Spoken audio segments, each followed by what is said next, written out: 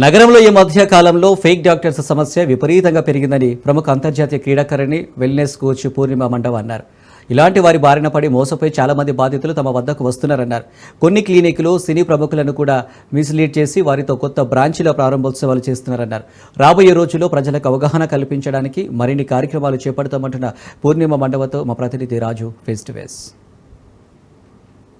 ప్రస్తుతం ఇప్పుడు ఉభయ రాష్ట్రాల్లో కావచ్చు, దేశవ్యాప్తంగా కావచ్చు, నకిలీ డాక్టర్ల బెడద ఇప్పుడు పేషెంట్లకు కానివచ్చు, ఎవరైతే హాస్పిటల్కి వెళ్ళాలనుకునే కావచ్చు, ఎవరికైతే చాలా కూడా ఎవరు అసలు డాక్టర్, ఎవరు నకిలీ డాక్టర్ అనే ఒక ఆలోచన అయితే ప్రస్తుతం నెలకొని ఉంది. అదేవిధంగా దానికి తోడు వేలల్లో కాదు లక్షల్లో కూడా ఫీజులు దండుకుంటా ఉన్నారు. అది కూడా వాళ్ళు క్వాలిఫైడ్ కాని డాక్టర్లు అని చెప్పి కూడా ఒక చర్చ అయితే ప్రస్తుతం తెలుగు రాష్ట్రాల్లో జరుగుతూ ఉంది. దీనికి సంబంధించి మనతో మాట్లాడేందుకు ప్రముఖ ఇంటర్నేషనల్ అథ్లెట్ మనతో ఉన్నారు, పూర్ణిమ మండవ గారు. ఆమెతో మాట్లాడి మరిన్ని వివరాలు తెలుసుకుందాం. అసలు ఏం జరుగుతూ ఉంది తెలుగు రాష్ట్రాల్లో, ప్రధానంగా ఇట్లాంటి హాస్పిటల్ గురించి కావచ్చు, ఇంకా ఇతర విషయాలు ఆమెతో మాట్లాడే ప్రయత్నం చేద్దాం.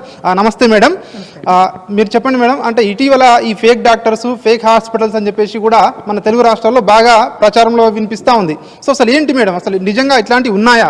ఉన్నాయి కాబట్టి ఫైట్ చేస్తున్నాం. బేసిక్గా మనకి ఏదైనా అవ్వచ్చు, అంటే అది ఏ హాస్పిటల్ అయినా అవ్వచ్చు, ఏ క్లినిక్ అయినా అవ్వచ్చు, ఏ ఎస్టాబ్లిష్మెంట్ అయినా అవ్వచ్చు. సర్వీస్ ఇండస్ట్రీలో ఆరోగ్యానికి సంబంధించి మనం డీల్ చేస్తున్నది ప్రజలు వాళ్ళ ప్రాణాలతో. ఎంతో కేర్ఫుల్గా ఉండవలసిన ఇలాంటి సర్వీస్ ఇండస్ట్రీలో మనకి దీన్ని వ్యాపారం చేశారు. ఇదివరకు మనకి వైద్యం అంటే వైద్యో నారాయణ హరి అని, మనకి ఎంత హరి అని మనం ఎంత వాళ్ళని దేవుళ్ళ తర్వాత దేవుళ్ళలా చూసేవాళ్ళము. ఆ పరిస్థితి పోయే సిచ్యువేషన్కి కంప్లీట్లీ వాళ్ళని ఒక మెడికల్ మాఫియా అని ఎక్కడ పడితే అక్కడ ఎవరు పడితే వాళ్ళు మాట్లాడే పరిస్థితికి ఇక్కడున్న కొంతమంది వ్యక్తులు, ఈ కొన్ని సంస్థలు అన్ని చోట్ల ఉంటాయి కదా కరప్షన్ అనేది.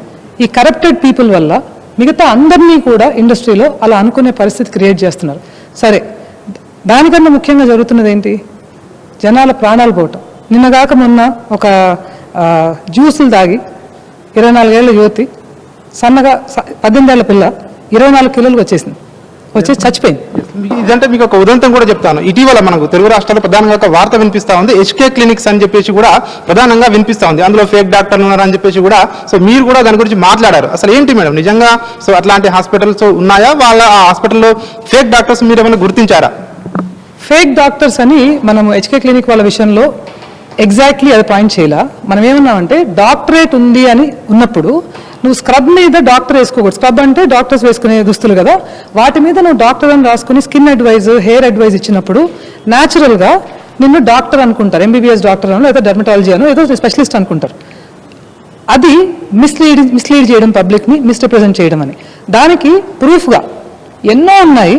అందులో ఒక ముఖ్యమైన ప్రూఫ్గా ఈ విజయవాడ క్లినిక్ వీళ్ళు ఓపెన్ చేసినప్పుడు దాని ప్రారంభోత్సవంలో ఒక ప్రముఖ యాక్టర్, చాలా పెద్ద ఆయన, గౌరవనీయులైన ఆ వ్యక్తి కూడా వీళ్ళ మాయలో పడిపోయినట్టు మనకు తెలుస్తుంది. ఆయన స్టోరీ చెప్పారు. అమ్మ హర్షిత, మీ నాన్నగారు ఏరియాని అడిగితే నేనే సార్ డాక్టర్ని అని తను అన్నారని. హర్షిత, కార్తిక్ ఇద్దరు పక్కపక్కన ఉండగానే ఆయన వీళ్ళిద్దరూ డాక్టర్లు, యంగ్ డాక్టర్లు, వీళ్ళు క్లినిక్ పెట్టారని చెప్పటం అంటే అది ఆయనకు కూడా మిస్లీడింగే. అలాంటి వ్యక్తుల్ని కూడా మిస్లీడ్ చేసే లెవెల్కి జరిగినప్పుడు అవి క్వశ్చన్ చేశాం. మేడం ఫైనల్గా చెప్పండి మేడం, రాబోయే రోజుల్లో సో ఇట్లాంటి ఫేక్ డాక్టర్లపై కావచ్చు, ఫేక్ ఎస్టాబ్లిష్మెంట్స్ కావచ్చు, సో మీ యొక్క పోరాటం ఏ విధంగా ఉండబోతోంది? లేదంటే కేవలం ఈ 2-3 సంస్థలకు సంబంధించి దీంతో స్టాప్ చేయబోతున్నారా? ఎట్లా ఉండబోతుంది ఫ్యూచర్లో? ఫేక్ ఎస్టాబ్లిష్మెంట్స్ మీద పోరాటం అనేది ఒక విషయం అయితే, అతి ముఖ్యమైన విషయం ఏంటంటే పబ్లిక్లో అవేర్నెస్ క్రియేట్ చేయడం. ఎందుకంటే ఇప్పుడు మనకు యాడ్స్ ఇస్తారు. యాడ్స్ ఎలా ఇస్తారు? కింద డిస్క్లైమర్స్ పెట్టిస్తారు. నీ డిస్క్రిప్షన్ మీద ఉంటుంది, నేను ఇస్తున్నాను, బట్ నమ్మకపోవడం, నువ్వు ఇంటెలిజెంట్గా ఉండాలని డిస్క్లైమర్స్ పెడతారు. ఎవరైనా సరే అన్ని సబ్జెక్టు రిస్క్ అని పెడతారు. ఈ వల్నరబుల్గా ఉంటాం. ఆ టైంకి ఇది కావాలి అనిపించినప్పుడు టక్మని దాన్ని చూసి అట్రాక్ట్ అయ్యి తీసేసుకుంటాం. సో అవి తప్పేంటి, ఒప్పేంటి, అందులో దానివల్ల వచ్చే కష్ట నష్టాలు, సాధక బాధకాలు, ఇవన్నీ కూడా పబ్లిక్కి అర్థమయ్యేటట్టు చేయాలి. సో ప్రతిసారి మనం ఫలానా వాళ్ళు తప్పు చేశారు అని చెప్పి చేయవసరం లేదు. అది ఇలా జరుగుతున్నాయి పరిస్థితులు. ఇలా పరిస్థితులు జరిగినప్పుడల్లా మనము ఈ సోషల్ మీడియా క్యాంపెయిన్స్ మన వల్ల అయినంత రన్ చేయటం, మన వల్ల అయినంత అవేర్నెస్ చేయటం చేయాలి.